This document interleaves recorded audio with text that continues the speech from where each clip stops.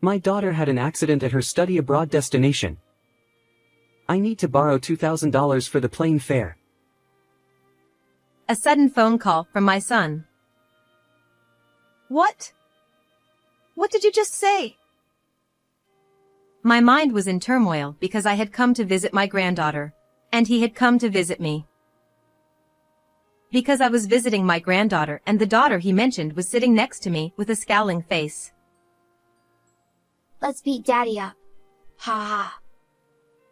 I agreed to her suggestion and decided to punish my lying son. My husband died in an accident when I was 60.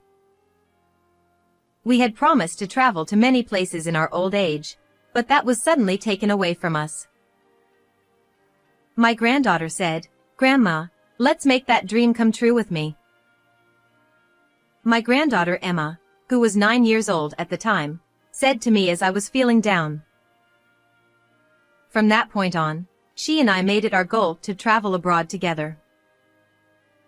Thanks to my caring granddaughter, I gradually began to walk forward. My son and his wife had lived in the neighborhood since their marriage, and since they both worked, my granddaughter would come home after school at my house. My daughter-in-law, Susan, would pick up Emma after work, which was her routine on weekdays. Sometimes we would have supper together, and I never felt the loneliness of losing my husband. Even outside of school days, the whole family would come to visit me, and I felt that we were building a good family relationship. But there was one thing that worried me. That was my son Daniel. He kept changing jobs and could not find a stable job. I would have supported him if it was for career advancement, but the only reasons he gave were that he didn't like the job, he didn't like his boss, and so on. I don't get paid enough. That's how it is, isn't it? Every time you change jobs, you're starting from scratch. I know that, but I can't find a company that fits me. I blamed Daniel for coming to my house and blabbering, but it didn't seem to affect him at all. But he has a family, and he can't be talking like that himself. Don't give Susan and Emma a hard time. You need to buckle down and get to work. I used to say that every time I saw Daniel's face, as if I had a habit of saying it. He would reply, "Yes, yes, I know," but in the end he kept changing jobs after that. I was wondering what to do, but more importantly, I was feeling sorry for my daughter-in-law. I'm working too, and somehow it's all right. Susan smiled back at me, saying so. Nevertheless, I was feeling regretful because I wondered if I had not raised my son in the right way. However, there was no way my son could understand my feelings. Finally, he even started asking me for money from time to time. I can't do that, not even in a parent-child relationship. I'm sorry. Well, you might be putting Susan and Emma out on the street. Even though I refused, he kept bringing up his wife and granddaughter to gauge my reaction. When he said that, I couldn't prod him any further either. I understand. But make sure you use it for the both of them. Okay, leave it to me. Daniel replied in a light-hearted tone, and I gave him some money, but not much. Years later, as a junior high school student, Emma was interested in French. She learned it in class and became addicted to dramas and movies. From there, she studied hard and took French exams and passed them one after another. Then she began to think that she wanted to study abroad when she reached high school age. I'm glad you're getting your wish, but I guess I'm going to miss you. What are you talking about? I'm going abroad first and you're coming later. Then you will have a guide and you won't have to worry, right? my granddaughter said with a confident look on her face. I was so happy that I could not believe that she was thinking like that. She is really a sweet girl. I will do my best to support her. Then the months passed, and Emma was a freshman in high school. My son came to my house with a serious look on his face. I might not be able to send her to study abroad because I don't have enough money. Unlike Daniel's previous requests, this time it was about my granddaughter. I answered immediately without any worries. No problem, I will pay for it. What? Are you sure? I had no hesitation because I wanted to support Emma's dream and my husband's insurance money was still untouched. Of course, I knew that my son had been counting on me from the beginning. But I was more concerned for my granddaughter's sake. Emma put more and more effort into her French studies, and in the summer of her sophomore year of high school, she successfully went to France to study. And my son, whom I had been worried about, finally found a job at a company where he could settle down and work, and he told me that he would be able to do his best next time. However, he asked me to help him until his salary stabilized, and I agreed to support my granddaughter's living expenses abroad. It is for Emma's sake. We exchanged messages with my granddaughter and had occasional video phone calls to see how she was doing. At that time, Daniel was busy with work and was not at home much, and Susan often came to visit me by herself. So, I was happy to spend time with the three of us on the video phone sometimes, drinking coffee and talking about things like this and that. Then, 6 months after Emma had studied abroad, I had an idea. I said to my granddaughter, "This is kind of sudden, but do you mind if I come to visit you? I would love to celebrate your birthday with you." I sent an email to my granddaughter. She immediately replied, "Sure." I was so happy that I decided to go visit Emma at her place on her birthday. Since I was going there, I decided to ask my son and his wife if there was anything I could bring with me. She misses the taste of American candy bars. That's what she told me, and she handed me the candy bars. How about Daniel? I think I should ask him too. He's away on a business trip starting today. And I don't know when he will be back. Oh, I see. Then you don't have to ask him. He wouldn't know what she needs anyway. My son usually left his child to his wife, so I thought it would be useless to ask him. So I decided to leave Japan the next day without asking Daniel anything. Grandma. When I arrived there, Emma met me at the airport. We were happy to see each other again after 6 months, and we spent as much time as time allowed, sightseeing and chatting. Although there was a time difference between the US and France, we were so happy that I didn't feel tired at all. On the day I returned home, as I was packing my bags at the hotel where I was staying, I received a call on my cell phone. Oh dear. Who is it? I looked at the screen and saw that the caller's name was Daniel. I pressed the call button, tilting my head at the person who rarely calls me. My daughter had an accident at her study abroad destination. I need to borrow $2,000 to pay for the flight. As soon as the call was connected, I heard my son's impatient voice on the other end of the line. What? What did you just say?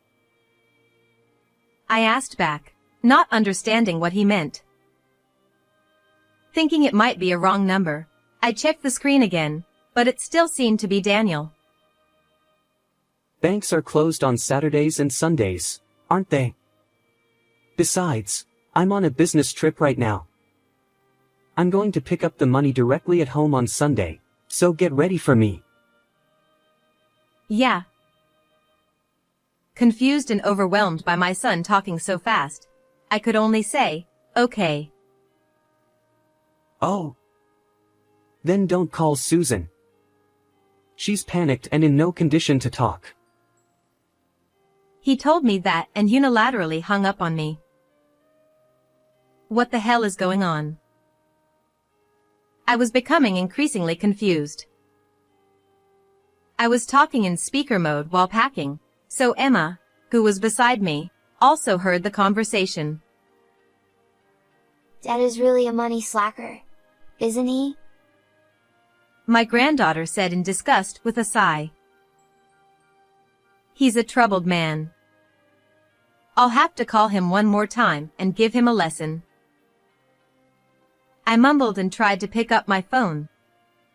Wait. My granddaughter stopped me. Let's beat Dad.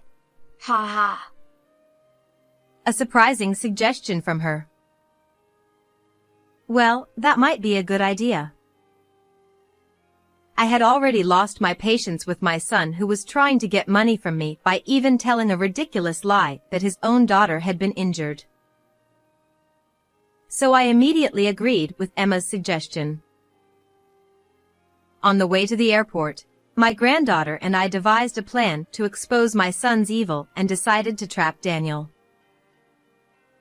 On the Sunday my son specified, I was at home after returning to Japan. I had a slightly thick envelope in my hand.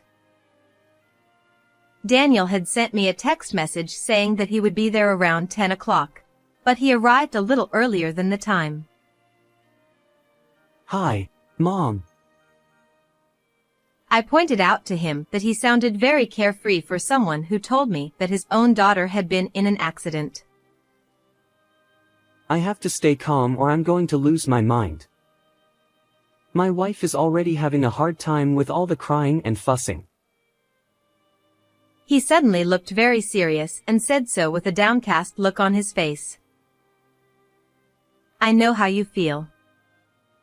I felt the same way as you when your father had his accident. Sure, you were acting all stout-hearted back then. As I empathized with him, Daniel gently closed his eyes and looked up a little with an air of theatricality. I looked at my son coldly as I held out the envelope I had on hand to him. Here, I put a little more in the envelope. Thank you very much. Immediately, my son's eyes lit up and he immediately slipped it into the pocket of the jacket he was wearing, without even bothering to check the contents. Then he simply said, "Well," and hurried out the front door. But then, about an hour later, I heard Daniel's angry voice coming from the front door. "Mom." I slowly unlocked the door. Oh my goodness, what's going on? What do you mean by that? About what? It was obvious that he was annoyed by my blurted-out response. You lied to me about the money being in the envelope. I was in big trouble. My son yelled at me loudly.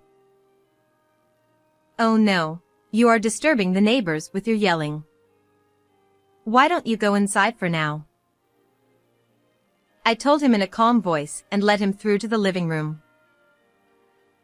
You know, I'm a busy man. Daniel followed me, mumbling something. But as soon as we entered the room, my son stopped moving. What? Why? Then he let out a startled cry and backed away. Dad. You. Long time no see. That's no wonder, because in the living room, there was my granddaughter and my daughter-in-law. Honey, welcome home. Susan, too, smiled, not quite a smirk, but more of a grim smile.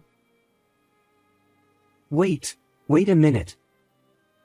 What does that mean? Confused, my son's mouth was still open. We're in the middle of a girls' party, Tilda. Isn't it? Mom and Grandma. Emma looked at her mother and me in turn and finally smiled at Daniel. He said, "Oh, is that so?" And then he slowly backed up a little bit.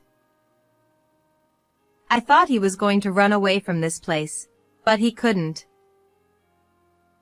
Sounds like fun, doesn't it? More importantly, you were wrong about Emma having an accident. Ah. At any rate, I'm glad she's safe. I looked at my son with a relieved expression. Oh, what? Maybe it's a scam or something.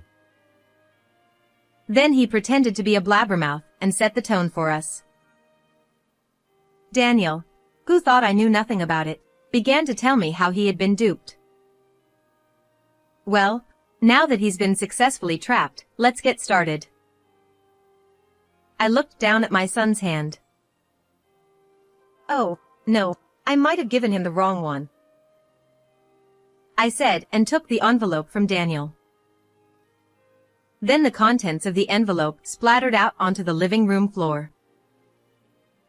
Oh, no. My son panicked and tried to pick them up, which were scattered all over the place. Perhaps because he was in such a hurry, he had a hard time picking them up and even started mumbling and complaining. Damn. Then my granddaughter got up from her chair and slowly picked up something that had fallen at her feet. Huh? What's this? Emma deliberately widened her eyes and showed exaggerated surprise.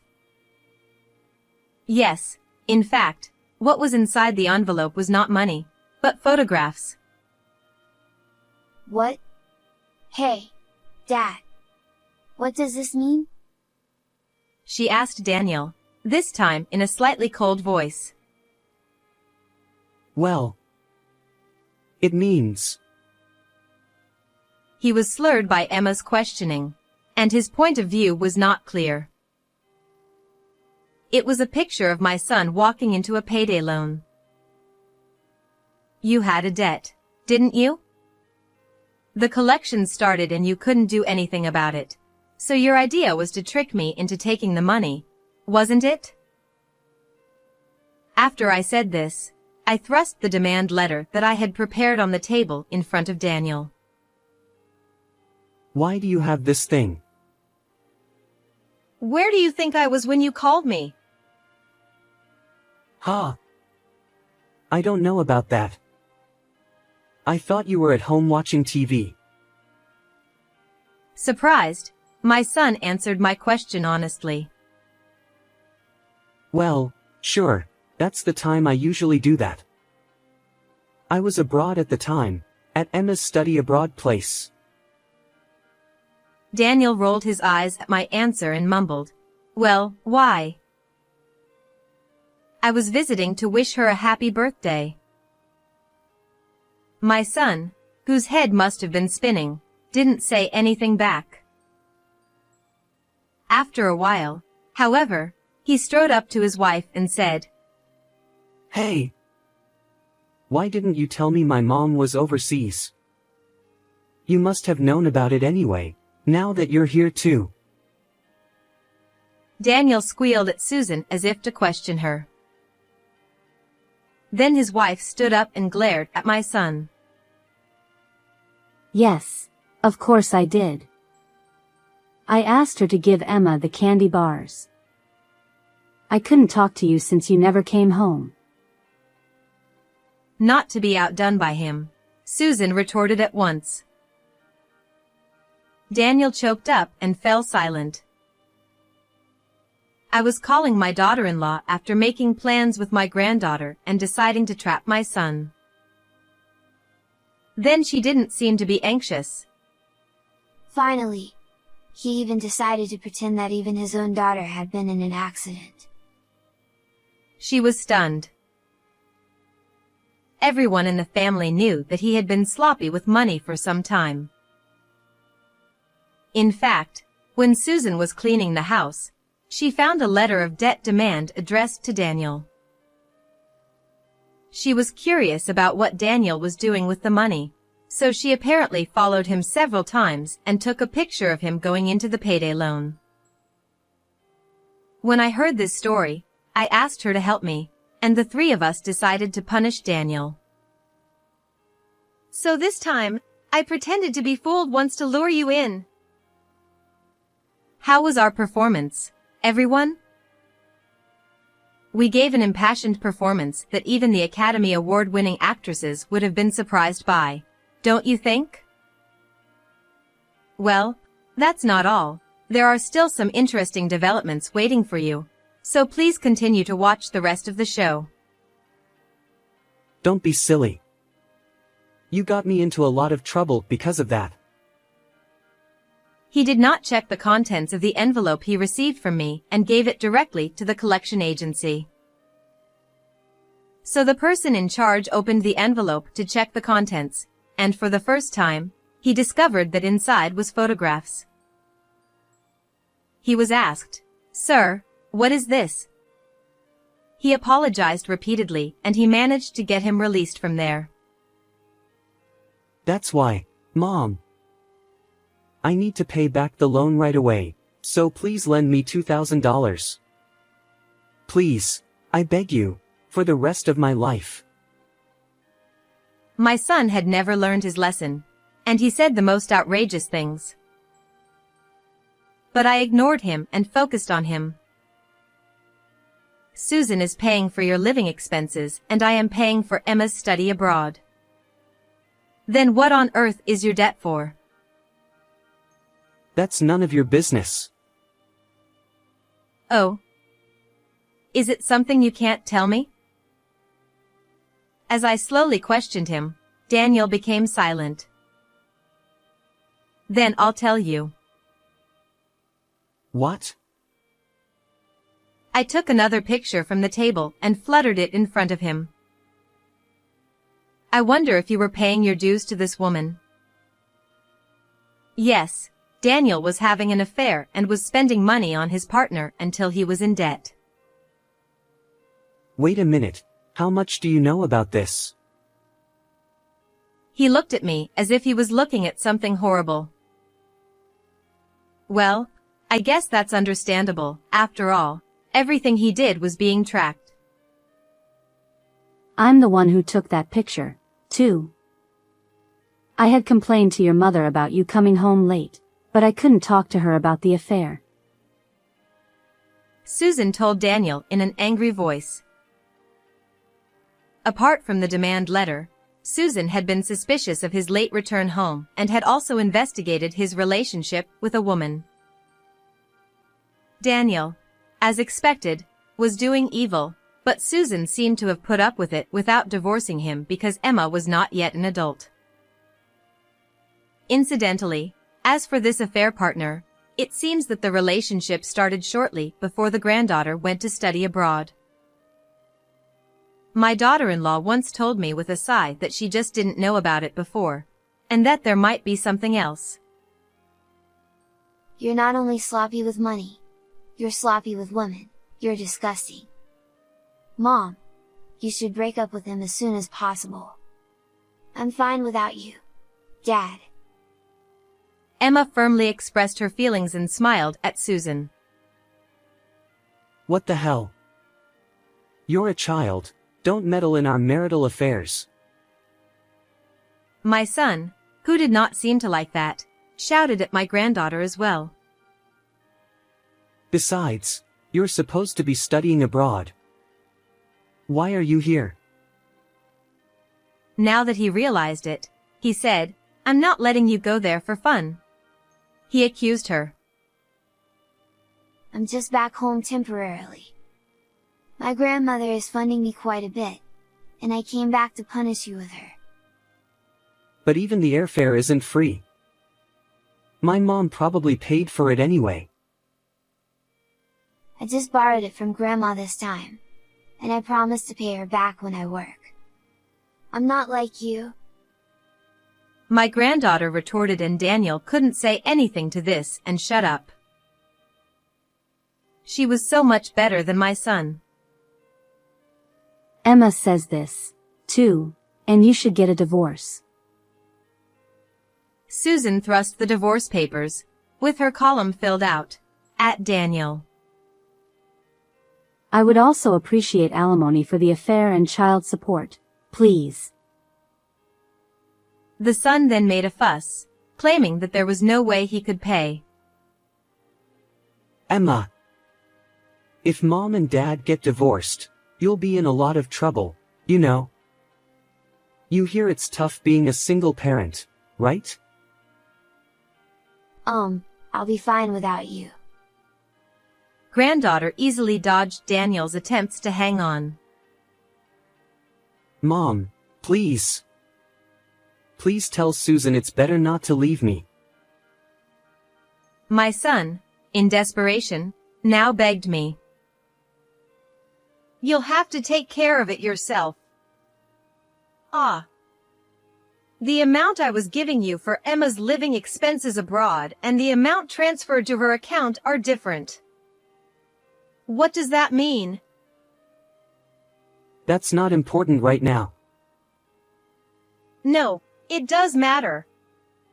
Let me be clear here now.